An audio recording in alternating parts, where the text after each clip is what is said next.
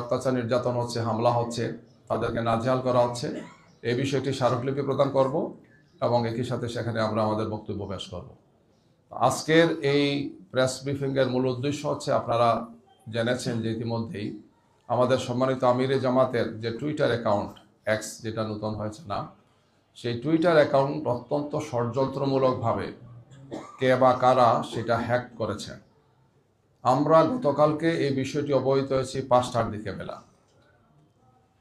হওয়ার সাথে সাথেই আমাদের এই সম্পর্কিত যে টিম, তারা খোঁজখবর নিয়েছেন, প্রয়োজনীয় পদক্ষেপগুলো নিয়েছেন এবং বলা যায় যে পুরো রাত আমাদের এই সংক্রান্ত বিভিন্ন তথ্য উপাত্ত কে করেছেন, কিভাবে করেছেন, এই সমস্ত বিষয় আমরা জানার চেষ্টা করেছি। যারা এই চক্রান্ত করেছেন, মনে হচ্ছে যে তারা কয়েকদিন থেকেই এই প্রস্তুতি নিয়েছেন, কারণ এই টুইটার অ্যাকাউন্ট সহ আমিরে জামাতের এবং আমাদের কেন্দ্রীয় নেতৃবৃন্দের বা শীর্ষ নেতৃবৃন্দের ফেসবুক অ্যাকাউন্ট এবং টুইটার অ্যাকাউন্ট, যারা যে টিমটা আমাদের দেখেন, আমরা দেখেছি যে এই কাজের সাথে কিছু লোক জড়িত, আমরা বোঝার চেষ্টা করেছি এবং এখানে একটা গভীর ষড়যন্ত্র আছে।